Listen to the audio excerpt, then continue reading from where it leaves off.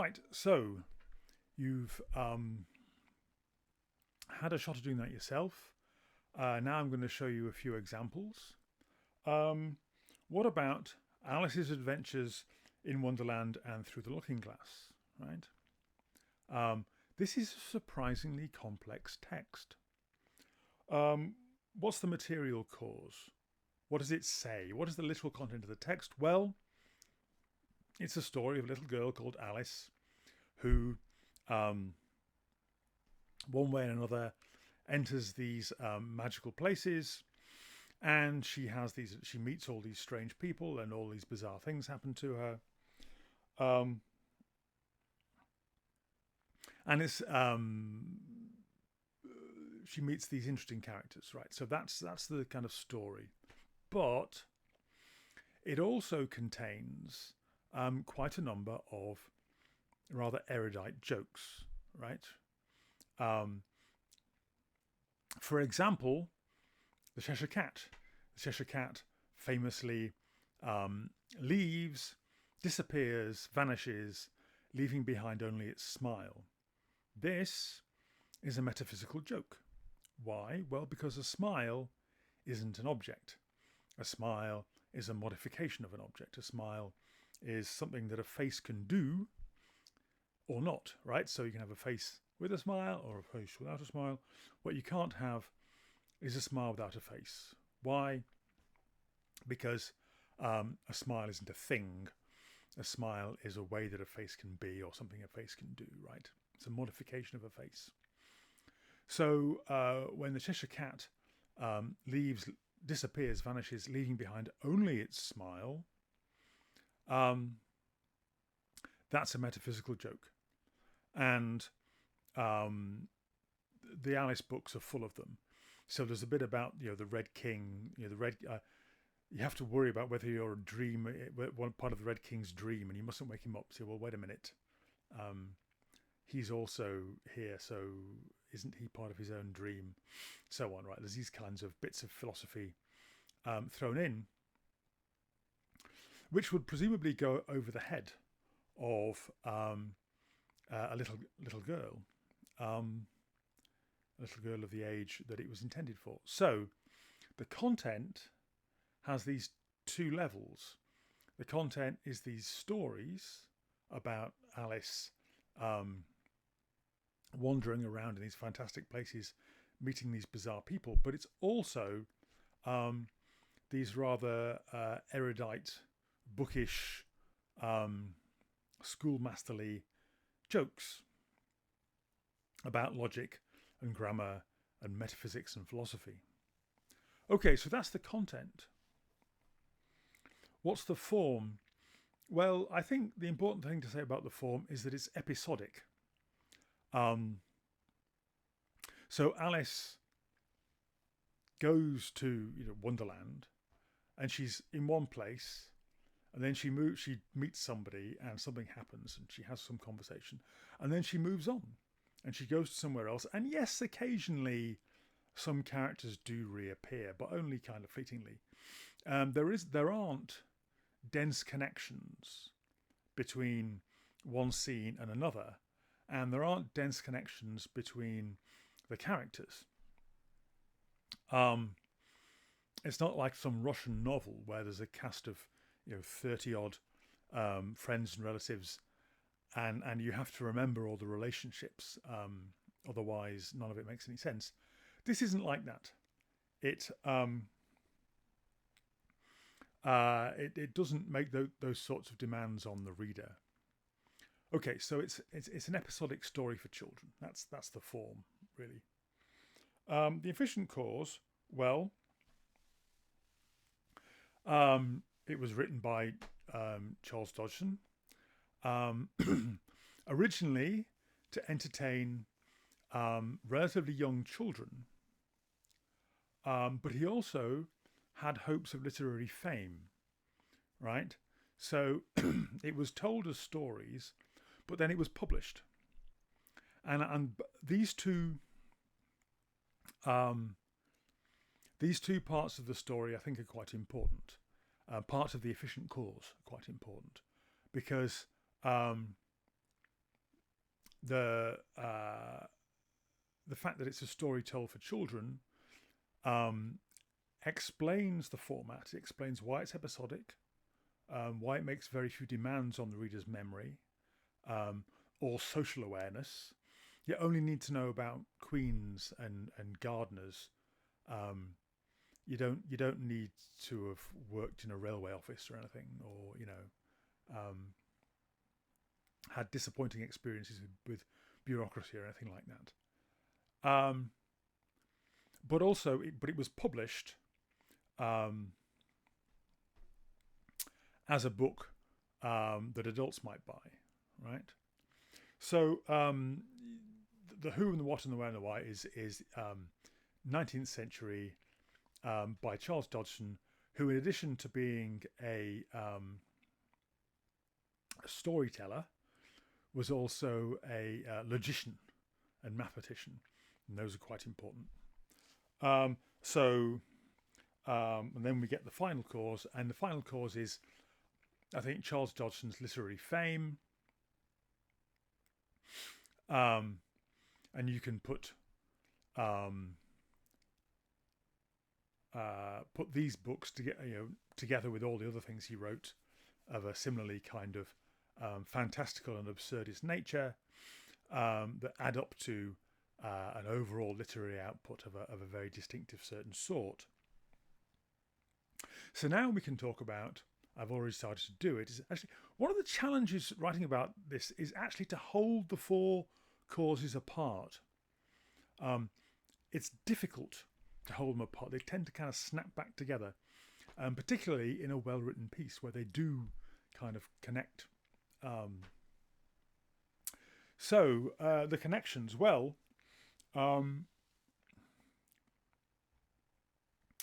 as I started to say, the form, the episodic form, is suitable for children.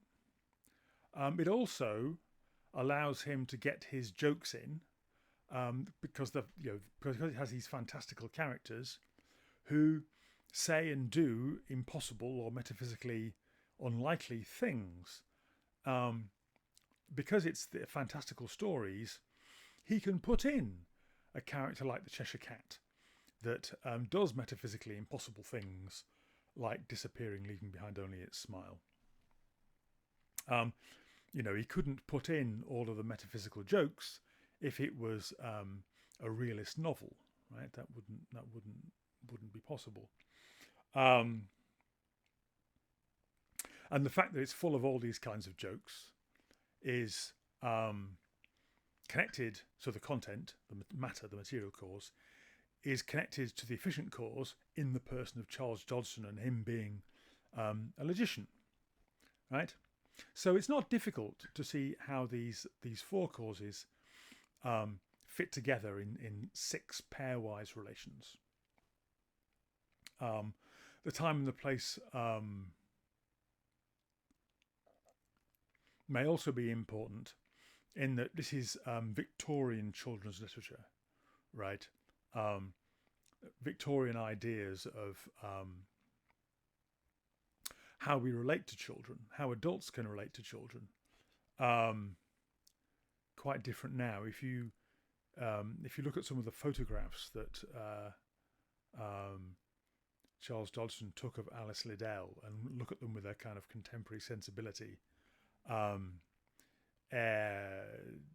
time and the place make a difference to how this stuff appears, right? Okay, so that's Alice. Here's another example: Oxen by Thomas Hardy, right? What does it say? What's the material cause? Well, it tells his story about how, when he was a child, on Christmas Eve, they would be gathered around, the children would be gathered around, and they would be told this fable about how at midnight the animals in the barn would all kneel reverentially, religiously, right? And of course you couldn't tell, you could never check, because you were indoors hearing the story, right? So the first two stanzas, the first two verses are about that. And then the second half is about how, having grown up and grown sophisticated and lost his faith, or at least lost the kind of simple faith that allows you to believe things like that, he wishes that he could still believe those kinds of stories, that he wishes that he could sneak out to the barn hoping to see the animals kneeling in prayer. So that's what it says. The form, well, it's a poem. It has 4 stanzas and a rhyming format. It has this split in the middle. The first half is telling the tale. The second half starts to describe his feelings about this now. So that's the structure. So you draw on your literary stuff. The type, the when and the where and the who. Well, it's Thomas Hardy. So it's at a certain time when loss of traditional religious faith was very much a cultural theme. There were other people like Thomas Arnold writing poems about losing that, like on Dover Beach.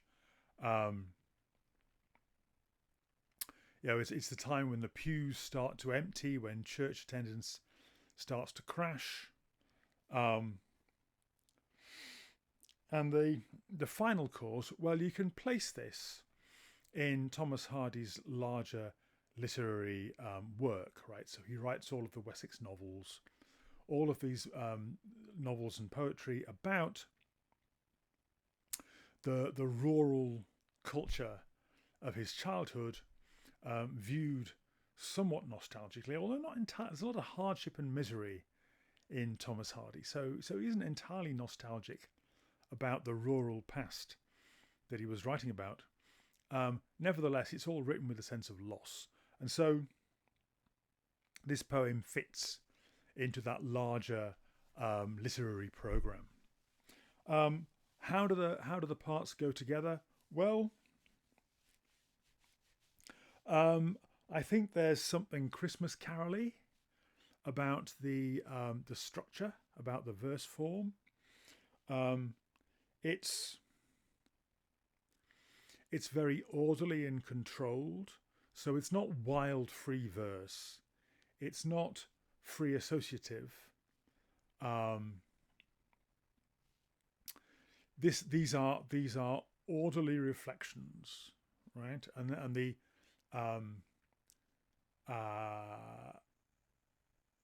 fact this is a man in control of his thoughts. This is a man picking up his own feelings and examining them in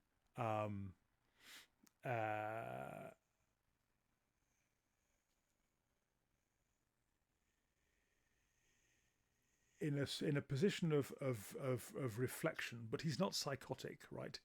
He's not. He's somewhat wistful and there's some melancholy about it, but he isn't scratching at himself. He isn't tearing at his own flesh in these reflections. This is a sort of rather calm and orderly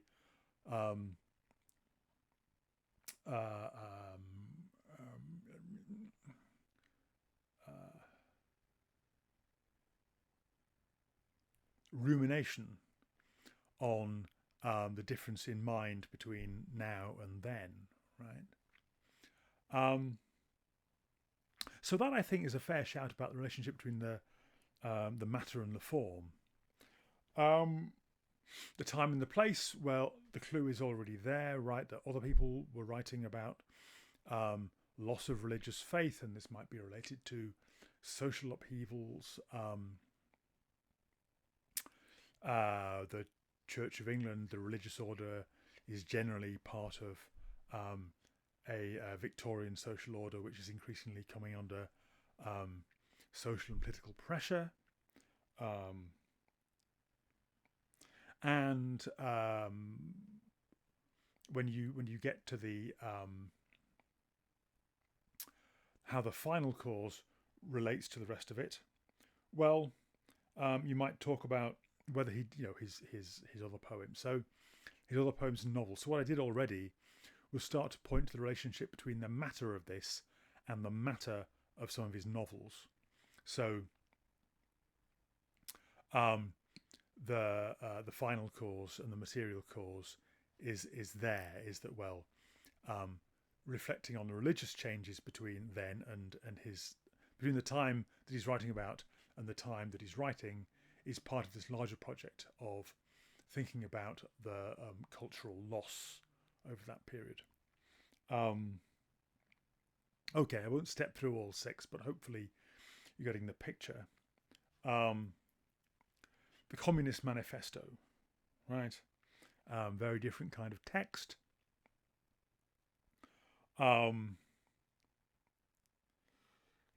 What does it say? Well,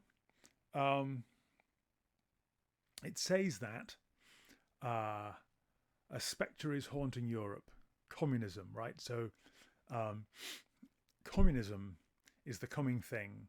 How can you tell?